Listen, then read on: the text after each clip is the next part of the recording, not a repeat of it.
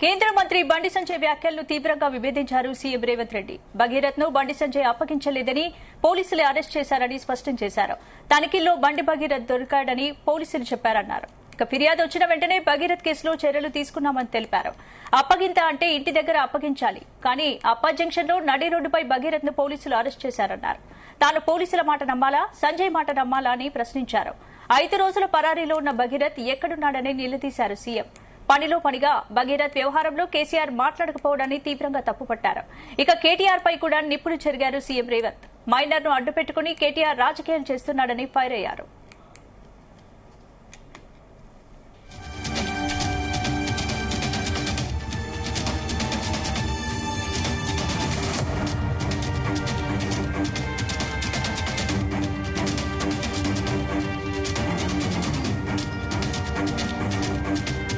ఈ అంశానికి సంబంధించి పూర్తి అప్డేట్స్ మా బ్యూరో చీఫ్ నరేందర్ అందిస్తారు. నరేందర్, రైట్ స్పందన.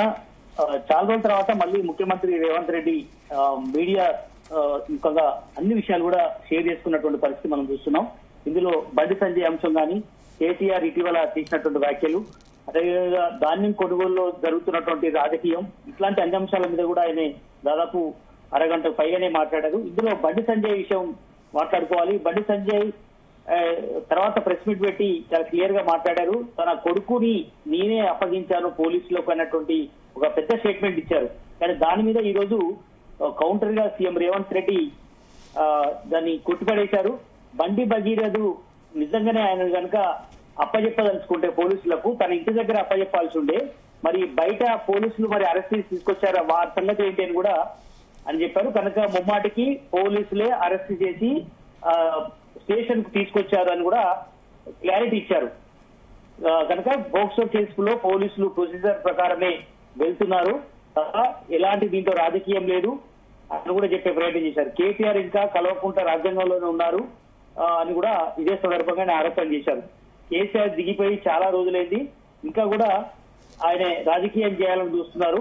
పార్టీ మీటింగ్ల కోసం జగిత్యాలకు వెళ్లినటువంటి కేసీఆర్ రాష్ట్రంలో ఇంత పెద్ద సంఘటన జరిగితే ఎందుకు బయటికి రావట్లేదని కూడా చెప్పారు. ఎందుకంటే రాష్ట్రంలో మనం చూసాం, మైనర్ పై అత్యాచారం, దాని తర్వాత పెద్ద ఎత్తున ఇష్యూ, కోర్టుకు వెళ్లడం, తర్వాత బెయిల్ కోసం ఇప్పుడు జరుగుతున్న పరిణామాలు, బండి భగీరథ్ చేసింగ్, ఇవన్నీ కూడా మనం చూసాం. ఇట్లా జరుగుతున్నప్పుడు ఎందుకు బయటికి కేసీఆర్ రాలేదు? మైనర్ బాలికను అత్యాచారం జరిగినటువంటి సంఘటనలు కానీ, మిగతా అంశాల విషయంలో పోక్సో కేసు నమ్మేదేయడం, ఒక రాజకీయ కేంద్ర హోంశాఖ మంత్రి తనయుడు ఇందులో ఇన్వాల్వ్ ఉన్నారనేటువంటి ఆరోపణ ఎదుర్కొంటున్న సమయంలో కూడా కనీసం కేసీఆర్ నుంచి ఒక స్టేట్మెంట్ కూడా రాకపోవడం ఏంటి అని కూడా రేవంత్ రెడ్డి తన ప్రెస్ మీట్ లో మాట్లాడినటువంటి పరిస్థితి. కేసీఆర్ కు బదులు కేటీఆర్ ఇష్టానుసారంగా రాజకీయాలు చేస్తున్నాడు, రాజకీయం రంగు పులుముకునేలాగా మాట్లాడుతున్నారని కూడా చెప్పే ప్రయత్నం చేశారు. కనుక తెలంగాణలో ఇంకా చాలా అంశాలు ఆయన మాట్లాడారు. ఈ పోక్సో కేసు, బండి భగీరథ్ ఇష్యూ కాకుండా మిగతా అంశాల విషయాలు కూడా ఆయన చెప్పారు. నిజంగా రైతులపై చిత్తశుద్ధి ఉంటే ప్రభుత్వానికి విలువైనటువంటి సూచనలు కేటీఆర్ ఇవ్వాలి కదా, ఎందుకు ఇవ్వలేదు? రాజకీయం చేయడం కోసం వాళ్ళు ఇష్టానుసారంగా మాట్లాడుతున్నారు, రాజకీయాల కోసం మరి ఇంత దిగజారి వ్యవహరించాలా అని కూడా కేటీఆర్ ఉద్దేశించి మాట్లాడారు. బీఆర్ఎస్ నేతలు మానవత్వం మర్చిపోయి వ్యవహరిస్తున్నారు, రైతుల విషయంలో బీఆర్ఎస్ శవరాజకీయాలు చేస్తుందని కూడా ఆయన ఈ రకంగా ఘాటు వ్యాఖ్యలు చేశారు. రాష్ట్రంలో ధాన్యం కొనుగోలు విషయం 80% దాకా పూర్తయినటువంటి నేపథ్యం ఉంది, ఇంకా 20% మిగిలి ఉంది. దాన్ని కూడా మేము త్వరగానే ధాన్యం కొనుగోలు సంబంధించి పూర్తి చేస్తాం. తడిసిన ధాన్యానికి సంబంధించి కూడా ఎక్కడైనా ఉంటే అది పూర్తి స్థాయిలో కొనమని కూడా అధికారులకు చెప్తామని కూడా చెప్పారు. ఇటీవల కూడా సీఎస్ సమీక్ష నిర్వహించారు, కలెక్టర్లతో కూడా మాట్లాడారు. అందుకే ఎన్నికల అవగానే పెట్రోల్ డీజిల్ సంబంధించినటువంటి అంశాలు కూడా ఇందులో మాట్లాడారు. పెట్రోల్ డీజిల్ ధరలను రోజుకోసారి పెంచుకుంటూ పోతున్నారు, ఇది సామాన్యుడి నడ్డి తీర్చేలాగా ఉంటుంది అన్నటువంటి విషయం చెప్పారు. కనుక ప్రజా సమస్యలను, దేశాల మధ్య యుద్ధాన్ని బీజేపీ మోదీ ప్రభుత్వం రాజకీయం కోసం చూస్తుందని కూడా రేవంత్ రెడ్డి చెప్పారు. ఇంకొక విషయం, ఒక తీపి కబురు అయితే రాష్ట్ర ప్రభుత్వం అందించింది. ఇందులో ప్రధానంగా కార్మికుల శ్రేయస్ కోసం unskilled, semi skilled, skilled, highly skilled కార్మికులను విభజించి వారి జీతాలను పెంచుతూ రాష్ట్ర ప్రభుత్వం నిర్ణయం తీసుకుంది. కార్మికుల కనీస వేతనాలపై ప్రభుత్వం ఈ నిర్ణయం తీసుకోవడం పట్ల హర్షం వ్యక్తం చేశారు. వివేక్ వెంకటస్వామి కార్మిక శాఖ మంత్రి కూడా దాని తర్వాత మాట్లాడారు. ఈ నిర్ణయంతో 1,11,00,000 మంది కార్మికులకు ఇది మేలు జరిగే ప్రక్రియ ఉంటుంది. ఇప్పటికే కేబినెట్ సబ్ కమిటీ బట్టి విక్రమార్కతో ఇచ్చినటువంటి నేపథ్యంలో ఈ నిర్ణయం తీసుకున్నామని కూడా చెప్పారు. కనుక జోన్లను 3 భాగాలుగా విభజించి జోన్ 1 లో మున్సిపల్ కార్పొరేషన్స్, జోన్ 2 లో మున్సిపాలిటీలు, జోన్ 3 లో గ్రామీణ ప్రాంతాలను తీసుకొని కనీస వేతనాలు సరిచేశామని కూడా చెప్పారు. కనుక అన్స్కిల్డ్ కేటగిరీలో ఇప్పుడు ప్రజెంట్ 12,750 నుంచి 16,000కు పెంచు నిర్ణయం తీసుకున్నారు.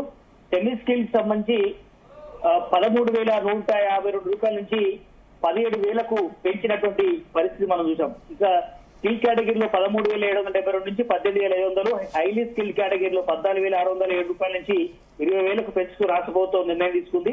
ఇది ఖచ్చితంగా కార్మికులకు ఇది గుడ్ న్యూస్ అని కూడా రాష్ట్ర ప్రభుత్వం తరఫున సీఎం రేవంత్ రెడ్డి ఈ సందర్భంగా చెప్పారు. రాష్ట్ర ఆవిర్భావం తర్వాత మొట్టమొదటిసారిగా కార్మికుల సంక్షేమం కోసం తీసుకున్నటువంటి నిర్ణయం అని కూడా ఈ సందర్భంగా చెప్పారు.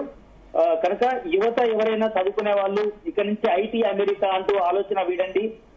ఖచ్చితంగా ఇక్కడ ఉద్యోగాల కోసం ఉద్యోగాలు కానీ ఉపాధి అవకాశాలు లేని చదువులు వ్యర్థమనేటువంటి విషయాన్ని రేవంత్ రెడ్డి మరోసారి చెప్పారు. సాంకేతిక నైపుణ్యంతో జర్మనీ, జపాన్, సింగపూర్ లాంటి ఇతర దేశాలతో అనేక అవకాశాలు ఉన్నాయి. కనుక స్కిల్ యూనివర్సిటీ అందుకే ఏర్పాటు చేస్తున్నామని కూడా చెప్పారు. యువత అందుకు అనుగుణంగా చదువుకోవాల్సిన అవసరం ఉందని కూడా హితబోధ చేశారు. ఇట్లా పలు అంశాల మీద మాట్లాడారు. బండి సంజయ్ అంశం కానీ, అదేవిధంగా పోక్సో అంశం కానీ, రాష్ట్రంలో జరుగుతున్నటువంటి పరిణామాలు, కేటీఆర్ బావమరిది ఫామ్ హౌస్ లో డ్రగ్స్ దొరికినా నోటీస్ ఇచ్చి వివరించాము. ఇప్పుడు బండి భగీరథ విషయాలు కూడా అదే రకంగా చేశామని కూడా ఈ సందర్భంగా చెప్పారు. కేసీఆర్ ఇంకా ఎందుకు బయటికి రావట్లేడు ఇంత జరుగుతున్నా అని కూడా మరోసారి ఈ సందర్భంగా చెప్పుకుంటూ వస్తున్నాం. Right, thank you Narendra.